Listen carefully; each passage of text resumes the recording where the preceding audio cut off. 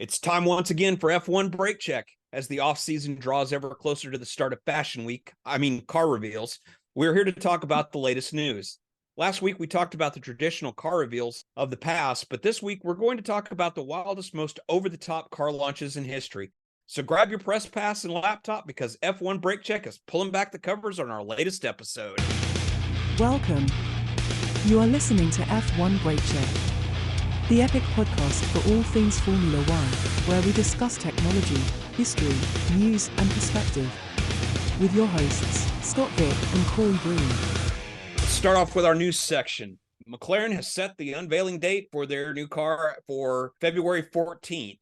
With that announcement today, McLaren joins the ranks of all the other teams that have declared their launch dates. So right now we have launch dates for everyone but AlphaTauri. AlphaTauri today tweeted out their farewell to F1 because they are dropping the AlphaTauri name for a new name, which is yet to be announced. And I think that's maybe the reason why they haven't announced their launch date, is because they are still putting the finishing touches on probably their media kits and everything else that has the new name on it and everything. And I have a sneaking suspicion that they'll reveal the new name at either in the launch announcement or actually at the launch. Either case, that's when we'll learn what the team's new name is going to be going forward from 2024 on. And so I think that's part of the reason why we haven't seen a launch date for AlphaTauri. Not just are they changing the name of the team, but I guarantee you they have media kits that are going to go out that have the new name on it. They're going to have to take and change signs on the factory buildings and things like that. They're going to have transports inside the building. You're like me. You've been at companies that have changed their names or changed their branding at some point. You find stuff with the old branding for years later, in the oddest of places and everything. And so I think that, yes, exactly. It's kind of a catch-22 type thing where they're not going to put the branding on the factory or the signs outside of the factory or things like that until they announce the new name. They can't do that, but they got to have all that stuff in place. The second that they make that announcement, all of that stuff can start going up, so they can start changing the names on the buildings. So on to Madrid GP. One of the worst kept secrets in Formula One for the last few weeks has been the announcement of Madrid, Spain, getting a Formula One race starting in 2026.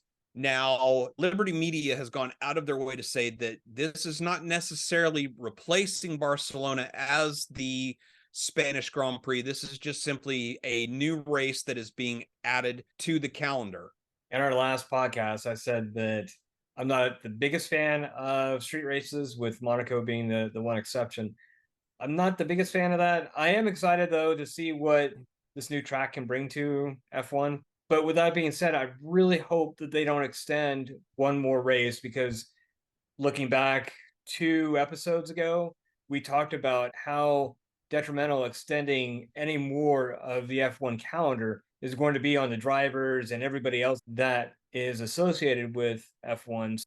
I'm definitely in agreement that I think that right now we're at critical mass as far as the number of races. And I think 24, maybe 25, maybe we can add on one more race if the FIA going forward does a little better job of scheduling more of the European races in a closer fashion. So maybe like one weekend they're in France, the next weekend when they're in Spain, so that way it's a lot shorter of a hop for the teams as far as the travel goes. I definitely don't want to see the Barcelona race dropped in favor of this Madrid one, because the Circuit de Catalunya, it's right up there with Spa and Silverstone as just an absolutely fantastic track. It's very fast, but it's at the same time, it's very challenging for the drivers. And I think that losing Barcelona from the calendar would be a huge loss. I'm going to take a wait and see approach to see how things shake out once they are able to do contract negotiations with Barcelona goes. So I wonder what our listeners think about this. Our 23 races in one season. Do you think we should go don't forget, higher? We're going to 24 next year. 24. Oh, 24. Yeah, so 2024 we'll have 24 races. So is 24 too many? Is 25 the magic number? Or do we need to go to fewer races, back to fewer races like we've had in the past? Would love to hear anybody's thoughts on that. Yeah, absolutely. This was a pretty slow news week, but one of the last interesting items was that James Allison signed a long-term contract extension to keep him at Mercedes as the technical director, at least for the foreseeable future, which I think is a huge boon for Mercedes for locking down Allison. Allison is one of the best technical minds in Formula One right now, if not the best, one of the best technical directors in Formula One right now. I think it was a huge win for Mercedes to be able to lock him down going forward. Your thoughts? Oh yeah, completely. I just like you said. I mean, we talked about Toto Wolff getting his extension last week, and today we're talking about James Allison. And you have this winning team, you have fantastic drivers, and you have the people behind them. I wouldn't change a thing if I was Mercedes. I think that keeping Allison there as well as Toto Wolff there is just going to do really, really well. Pretty much anybody at Mercedes is a no-brainer for contract extensions, at least in my mind. Yeah, no, totally agree with you. So All right. Stump the Pundit. Yes. So now it's time for Stump the Pundit. So this is a new segment that we started a couple weeks ago that we're having a lot of fun with, and we hope that you, the listener, are also enjoying it. So as most people know, I am a longtime, 3-decade-long fan of Formula One. Corey is going to attempt to stump me with a trivia question. So this week, Corey, what is your question?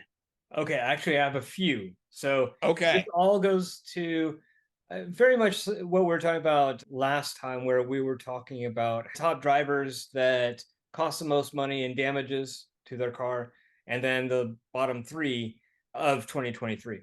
So instead of just saying last year, I'm talking the entirety of Formula One. Let's talk about pole positions per driver. Say, let's just go for the top four. Once you know top four, you'll know why I said top four, not top three. So, not giving too much away here, but tell me, who do you think has the most pole positions, the top four people? Okay. As drivers. Number one. Yeah. I'm sorry, what? As a driver. Yeah. As a driver. Okay. So number one is Lewis Hamilton. Yeah, no brainer. He leads it by 104 pole positions. 104 pole positions. So number two is Michael Schumacher, who I believe has somewhere around 96, 97. Much lower. Really? Yeah, really? 68. Wow. Okay. Yeah. And then number three. Okay, so I've got a 50-50 shot here. So it's number three. I'm going to go with Sebastian Vettel. Oh, so close. Okay, then it was Alain Prost. No, Alain Prost. He's sitting at 5 at 33. Oh, okay. But you're no, very close. I'm sorry, Senna. Yes. Yep. Okay. And Senna is at 65, and you were close. Okay. You just had those reversed. Sebastian Vettel, which is why I said top four, not top three, because anybody that knows, I am a huge Seb fan, so I said top four. He is at 57 pole positions during his career. So let's switch over to, I thought this was very interesting. So let's switch over to constructors, not just drivers, constructors. Top, again, let's just go top four, because I think four is pretty interesting as well. All right, so on this one, we'll go the opposite directions. Number two and number three are going to be the toss-up. So I'm going to go with, on number four is going to be, I want to say Williams, but I know that that's not right. Oh, is that right? You should have said that. Yeah. It's okay. Williams. So, all right. So number four is Williams. Yeah. They're at 128. Okay. So 128. All right. So 2 and 3 is where I've got the toss up. I'm going to go with number 3 is, I'm going to go with Mercedes at number 3. Correct. They're at 137. All right. Okay. So then the McLaren is number 2. 156. And Ferrari is number 1. Exactly. And Ferrari by a huge margin. They're at 243. Yes. So well, the thing is, though, is above. Yeah. with Ferrari, you have to remember Ferrari literally has participated in every single season of Formula One since its inception. Whereas you've got, McLaren didn't start until 1963, 64, somewhere in there. Williams didn't start until early 70s. Mercedes, they participated in the early years of Formula One and had a lot of wins, but then had a very long span where they weren't involved in the sport until they came back in the new regs after they bought Braun GP team in 2009. Just looking at this, what you were thinking of instead of pole positions, you were talking about most Grand Prix won, because that one, Michael Schumacher is at 91, which is what you were saying about pole position. So that was the difference there. Yeah. So Grand Prix, you were correct. Yes. And Max Verstappen's number 3. Yeah. So just reading the numbers, Lewis Hamilton is at 103 wins. Schumacher is at 91, as I just said. Verstappen is at 54 and climbing. Seb Vettel is at 53 and Prost is at 51. So that was Stump the Chump. We're on now to wildest F1 car reveals. I'm really excited about this one. All right. So so wildest F1 car reveals. So last week we were talking about how you and I like the more sedate, and we talked about how teams in the past didn't have a lot of hoopla around their car launches. What I consider to be the wildest ones, and listeners, tell us in the comments what you think were the wildest ones. So starting off at 2007, Honda introduced their car at the Natural History Museum of London when Jenson Button and Rubens Barrichello pulled the wraps back on the car. There was no sponsorship livery on the car whatsoever. The entire car was painted in this crazy globe pattern where they basically had laid a globe on top of the car. The only writing on the car whatsoever was across the rear wing, which I don't even remember what the slogan was, but it was the slogan that Honda raced with on the car for the entire year.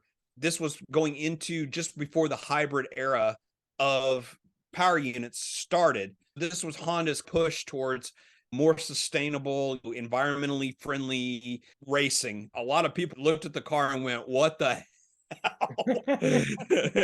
Next one on our list is 2004. Sauber held their unveiling at the Red Bull Hangar 7 in Salzburg, Austria, which is the headquarters of Red Bull. 2004 was the year before Red Bull formed their own team and entered Formula One. At that time, Sauber was the primary sponsor of Sauber that year was Red Bull. And so they had the reveal at the Red Bull headquarters, and it was notable because it was a crazy launch in the fact that they had like these tubes that were dancing around thing. They had a British girl group called Sugar Babes, which I had never heard of until then and really haven't heard much about since then. But they apparently were dressed as part of the pit crew, actually simulated a tire change before jumping up and like stripping off the top half of the fire suit and dancing around and performing in front of the car. That's kind of cool. Yeah. Yeah. So, I mean, it was really weird launch. And then the following year, Red Bull bought out the remnants of the Stewart Grand Prix Jaguar team and formed their own Formula One team that we now know today. Next up is 2011. McLaren that year decided to reveal the MP426 in Berlin, Germany. But the thing is they did it in a public square. And when they did it, they actually brought the car out in pieces. And members of the team, and including the drivers, actually assembled the car in the middle of this square in front of the press and then just general onlookers. There was no, other than the invites that went out to the press, the rest of it is like I said, they just did it in a public square. People that were casually walking by were watching them like literally assemble the car for the launch. Well, it definitely made waves. That year, it was definitely the talk of all the launches. It was the one that made the biggest media splash. So you have to think that whoever came up with the idea, they were probably onto something.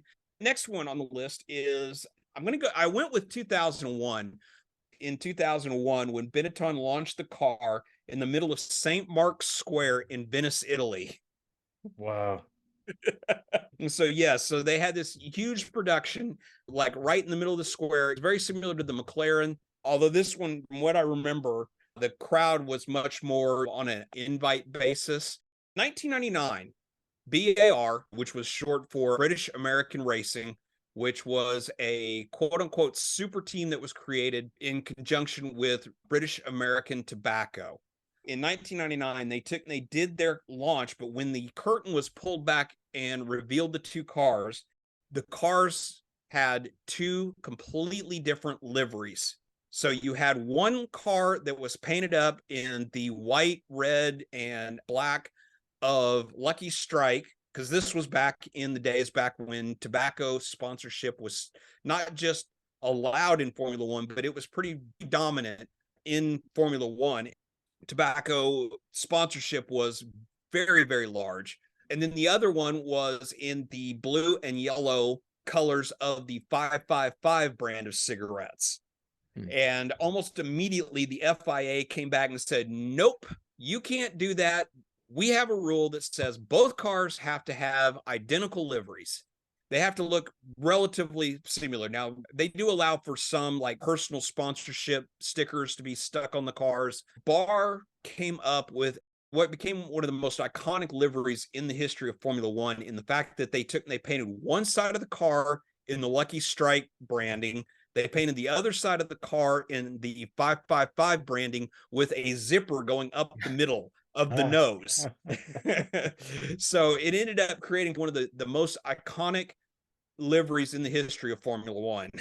So 2005, Toyota launches their car in the middle of Barcelona's busiest train station.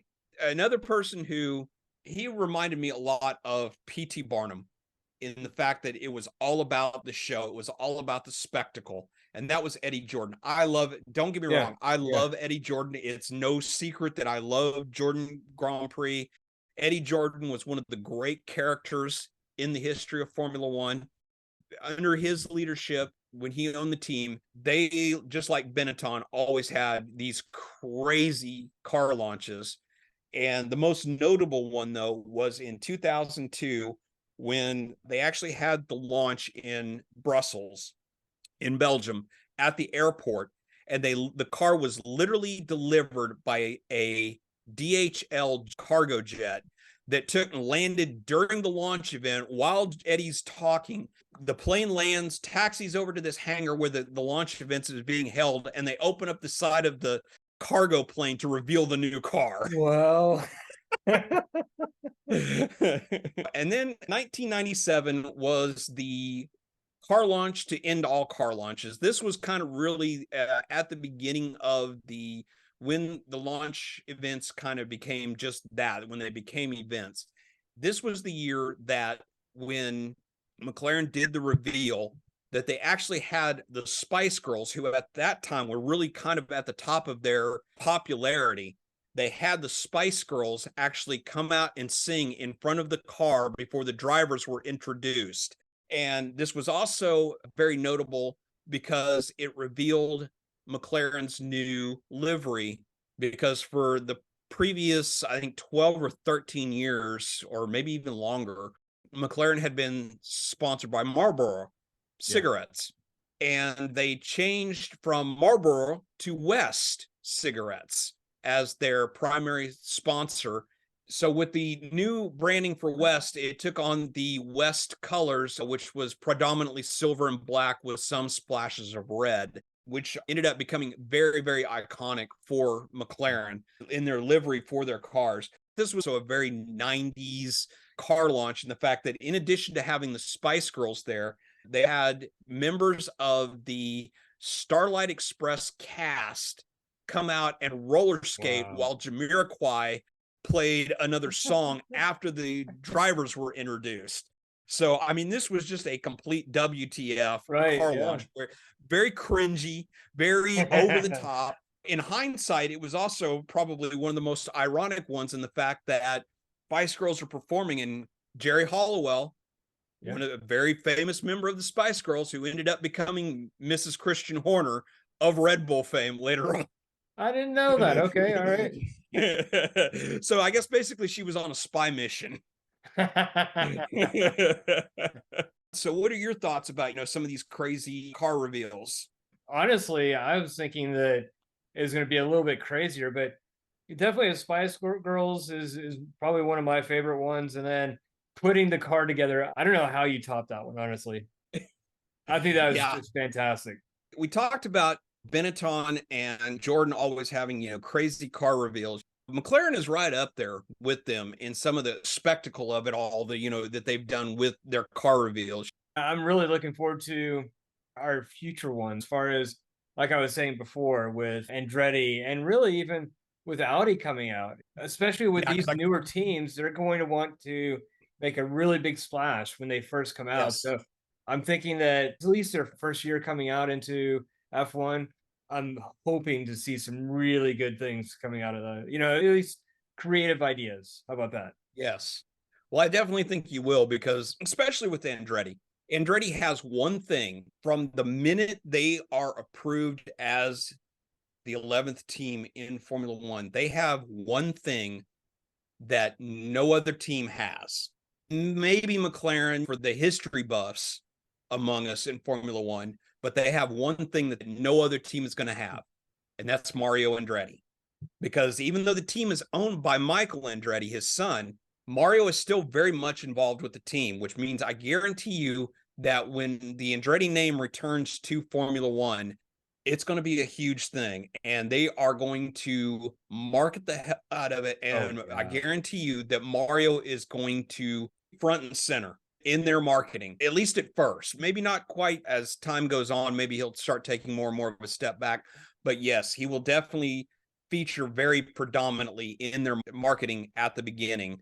I would almost go so far as to make a bold prediction that the first time that we see the Andretti car launched, Mario will be behind the wheel of it. Nice. I will go so far as to say that at the very least, Mario may be sitting in the car as they roll it out onto the stage at wherever their first reveal is. Awesome. I would love that.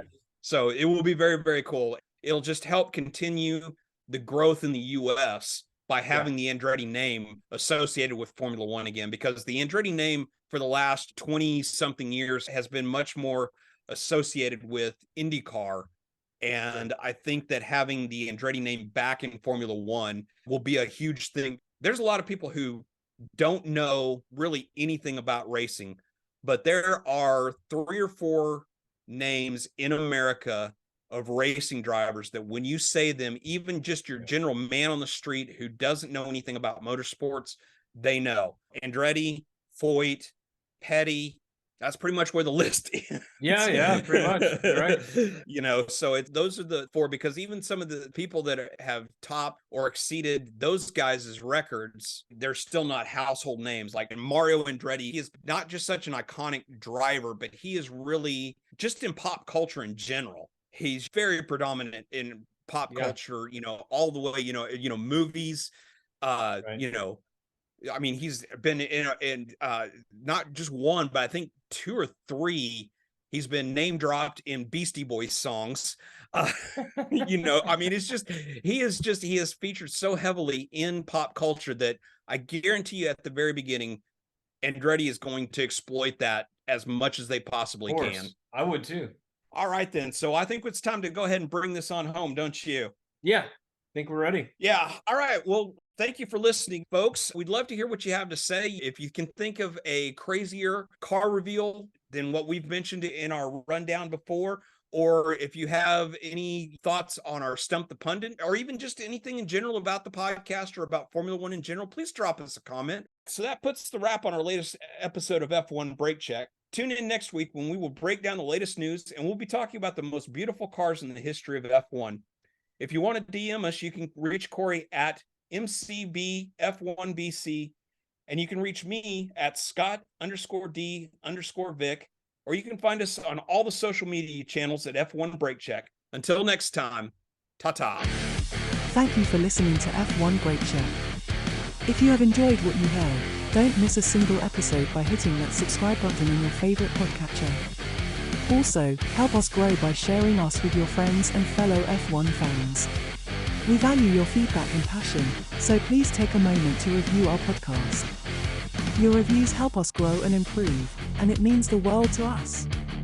Share your thoughts, rate us, and let us know how we can make the show experience even better. F1 Brake Check is a production of Brake Check Media. For your hosts Scott Vick and Corey Broom, until next time, stay inside track limits, and try not to pitch it in the kitty litter.